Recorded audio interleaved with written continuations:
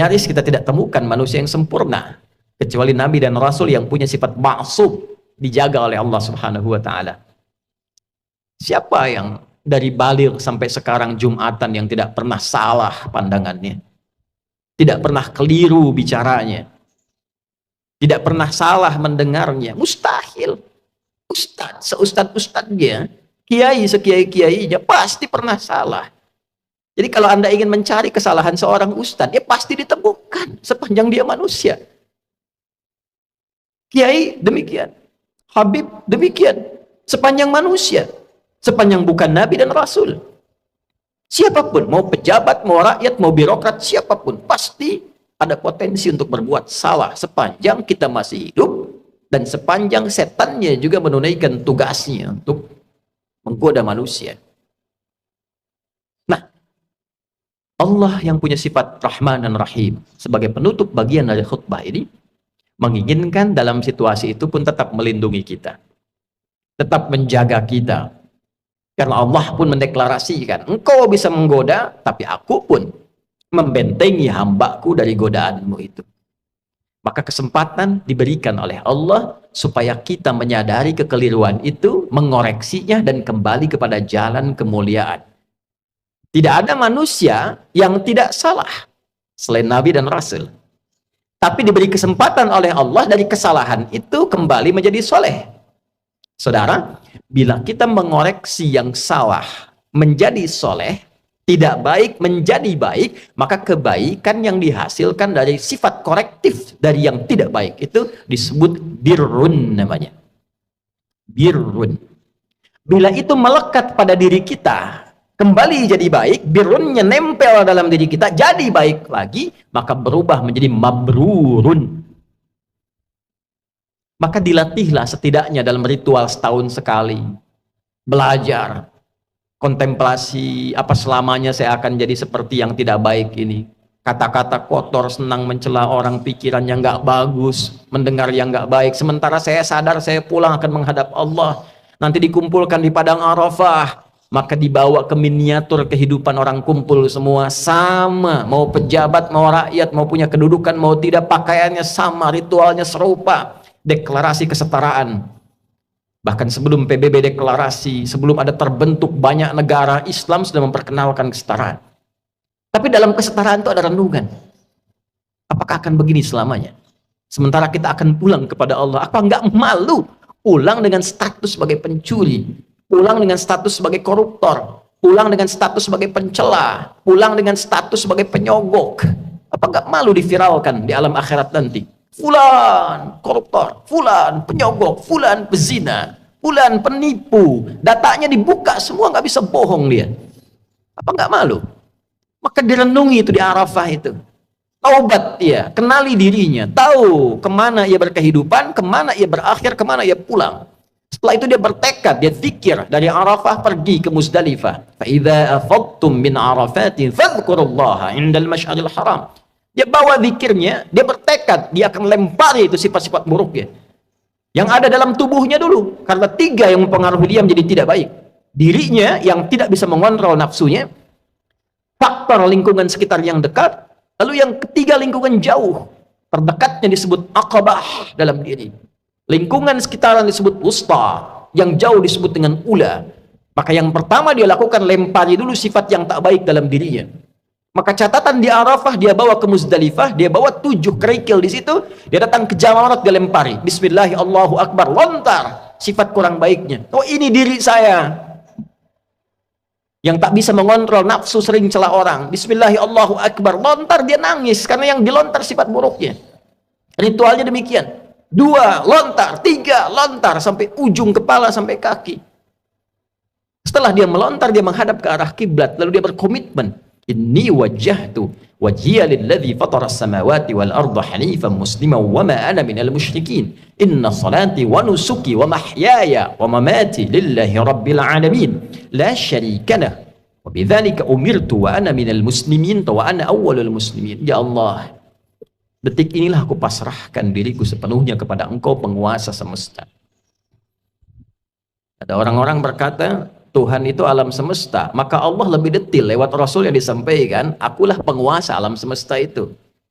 Ada sering orang berkata karena dia sulit menemukan Tuhan, dia katakan semesta begini, alam semesta memberikan hukum. Saudara, Allah langsung mengatakan, Alhamdulillahi Rabbil Alamin. Kalau engkau masih bingung, akulah Tuhan yang merawat dan mencipta semesta itu.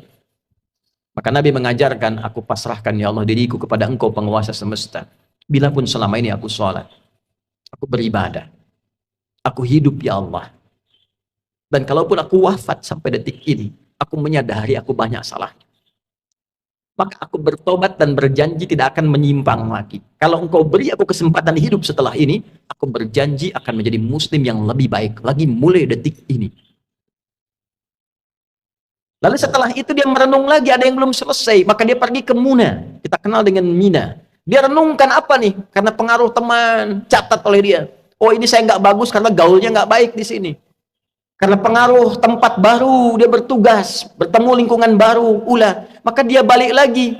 Sehari, renungkan lagi, 2 hari. Dia merasa bagus, selesai.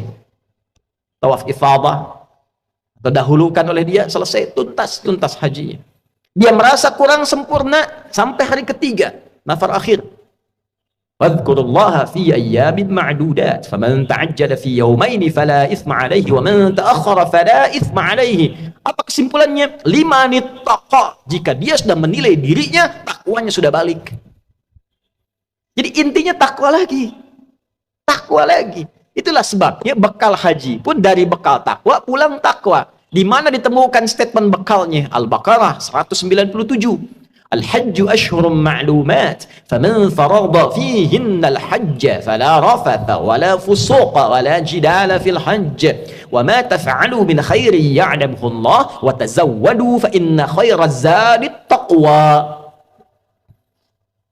Haji itu ditentukan waktunya, sudah viral diketahui persiapan sampai puncaknya. Jika Anda komitmen bersiap haji, maka siapkan dirimu.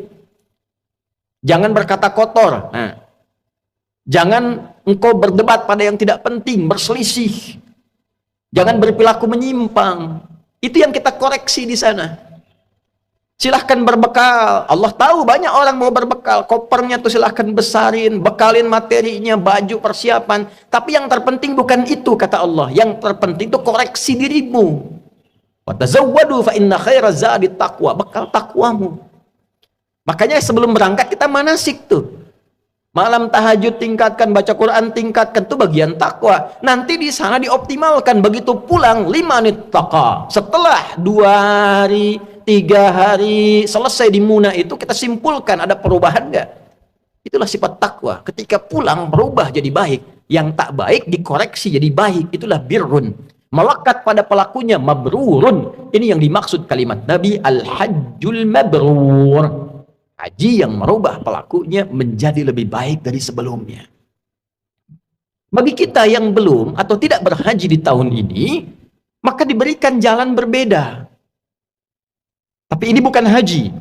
Tetap haji lebih utama karena ada ritual-ritualnya. Tapi ada substansi yang serupa, mabrur, membentuk karakter mabrur walaupun belum ada kesempatan haji. Lewat apa itu? Awal Dzulhijjah, kita puasa, bekali takwa. Di sana wukuf di hari ke-9 waktu Saudi. Makanya disebutkan yaum siyam yaumi arafat. Puasa yang dilangsungkan di harinya saat orang-orang itu wukuf di Arafah, hari di Arafahnya tanggal 9. 9 waktu Saudi, 9 waktu kita. Di sana tanggal 9 wukuf, di sini kita tunaikan puasa. Sama persis puasanya, ya seperti halnya perilaku orang-orang yang sedang wukuf, dia merenung, dia koreksi. Jadi tidak seperti yang Ramadan sifatnya. Tidak seperti yang Ayyamul Bid sifatnya. Bukan cuma sekedar tahan lapar, haus, terbit fajar sampai maghrib. Semua puasa tidak begitu. Ada keistimewaannya. Khusus untuk Arafah, esensinya koreksi diri. Kenali kekurangan dan seterusnya. Malamnya takbir, saat di sana melontar jumrah esoknya tanggal 10, di sini kita menyembelih. Sifat hewani. Hewan itu diciptakan dengan nafsu. Jadi gambaran nafsu itu ada di hewan. Hewan tak punya takwa.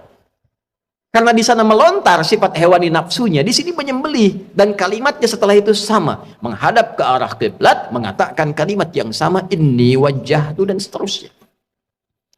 Inilah yang dimaksud Allah di Quran surah 22 ayat 37. Di sana takwa, di sini takwa. La yanalullaha luhumuha wala dima'uha walakin yanaluhut taqwa minkum.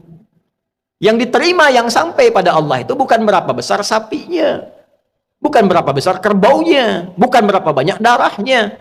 Yang diterima oleh Allah, kata Allah, takwanya. Ada perubahan nggak? Merasa lebih dekat nggak dengan Allah?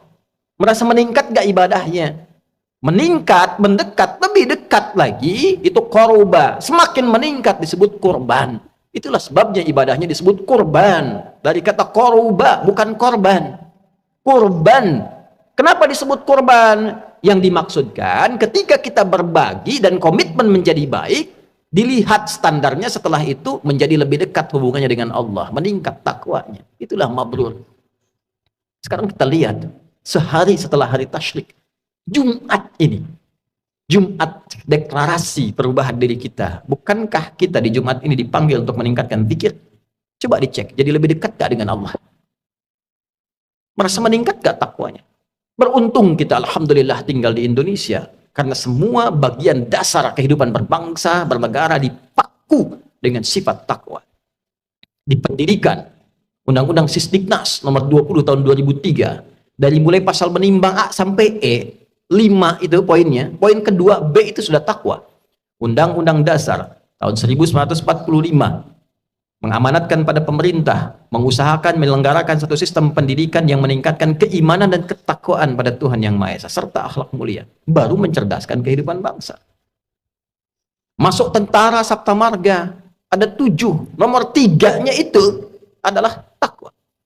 Kami tentara Indonesia yang bertakwa pada Tuhan Yang Maha Esa, membela kebenaran, kejujuran, dan keadilan. Masuk hakim, ada pancadharma. Nomor 1-nya itu takwa. Dari takwa sampai tirta, 1-nya takwa. Kami hakim Indonesia yang bertakwa pada Tuhan Yang Maha Esa. Masuk polisi, Tribrata, nomor 1-nya takwa. Kami polisi, Negara Kesatuan Republik Indonesia yang bertakwa pada Tuhan Yang Maha Esa. Jadi itu ukuran pendiri bangsa ini menginginkan kita jadi orang baik sebelum pintar. Sebab pintar tidak baik, celaka. Korupsi itu banyak dilakukan oleh yang pintar. Pengelabuannya oleh yang pintar. Cuma karena nggak ada takwanya sebagai amanat undang-undang, itu yang jadi problem. Nah, kalau kita mengklaim negara muslim terbesar, setiap Jumat pengingat pertama takwa, hadirin. Bertakwalah kepada Allah dengan sebenar-benarnya takwa. Tuh pulang Jumatan, betul nggak takwanya ada tuh? Ada nggak yang hilang sendal tuh? Baru keluar masjid. Itu kalau kita tunjukkan menjadi muslim yang benar, berubah jadi lebih baik, korban dekat dengan Allah, itulah esensi manusia mabrur yang diinginkan oleh Allah